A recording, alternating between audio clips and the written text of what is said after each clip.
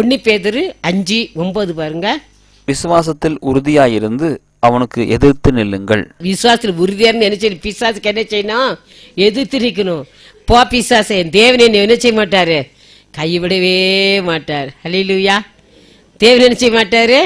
நம் கைவிடவே மாட்டார். ஒரு நாள் ஒரு வினாடி கூட கைவிட மாட்டார். நம்ம அவர் பாத்திர ஒப்பு கொடுத்துட்டோம்னா நம்ம ஒரு நாள் நம்மளை கைவிடவே மாட்டார். எப்படிப்பட்ட சூழ்நிலை இருந்தாலும் சரி, என்ன பிரச்சனை வந்தாலும் சரி, என்ன கண்ணீர் வந்தாலும் சரி, என்ன கஷ்டங்கள் வந்தாலும் சரி, நம்ம நிச்சயமா கைவிடவே மாட்டார். விசுவாசத்தை அதான் சொல்றேன். விசுவாசத்துல உறுதியா இருந்து பிசாசுக்கு எதிர்த்து நிற்கணும். விசுவாசத்துல உறுதி இல்லைன்னா பிசாசம் என்ன பண்ணிடுவான்? நம்மளை அப்படியே விசுவாசம் குறைச்சிருவான். விசுவாசிகள் தான் என்ன செய்ய முடியும்? இளைப்பாற முடியும்னு பிசாசுக்கு தெரியும். என்ன எதை பார்க்கறான், எதை எடுக்கிறானோ இல்லையோ விசுவாசத்தை குறைக்க பார்ப்பான்.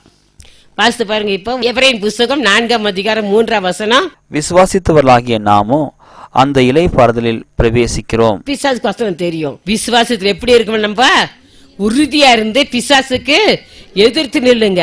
விசுவாசத்துக்காக போராடுங்க. விசுவாசத்தை தான் எடுப்பான். அதனாலதான் பரிசுத்த பவுல் சொல்றாரு, நல்ல போராட்டத்தை போராடினே ஓட்டத்தை முடித்த விசுவாசத்தை காத்துக்கொண்டு. பரிசுத்த காத்துக்கொண்டு சொல்லல, நான் வரங்களை காத்துக்கணும்னு சொல்ல. என்ன சொல்றாரு? விசுவாசத்தை காத்துக்கொண்டு. விசுவாசம் மிக மிக மிக பெரியது. நம்ம மிக மிக அவசிய விசுவாசம். விசுவாசம் இல்லைன்னா பரலோகத்துக்கு என்ன செய்ய முடியாது? பரலோக ராஜ்யத்தில் நம்ம பிரவேசிக்க முடியாது. நம்ம ஆண்டவர்கிட்ட கேட்கணும். அவர் தான் விசுவாசத்தை தொடங்குறவர். அவர்கிட்ட கேட்கணும், ஆண்டவரே என் விசுவாசத்தாரும். விசுவாசத்துக்காக போராடி கேட்டு பெற்றுக்கணும். அந்த மகா பரிசுத்த விசுவாசத்துல உறுதியா இருக்கணும். இங்கே அதை தான் சொல்றாரு. 1 பேதுரு 5:9 விசுவாசத்தில் உறுதியாயிருந்து அவனுக்கு எதிர்த்து நில்லுங்கள். யாருக்கு எதிர்த்து நிற்கணும்? பிசாசுக்கு நம்ம என்ன செய்யணும்? எதிர்த்து நிற்கணும். விசுவாசத்துல உறுதியா இருக்கணும்.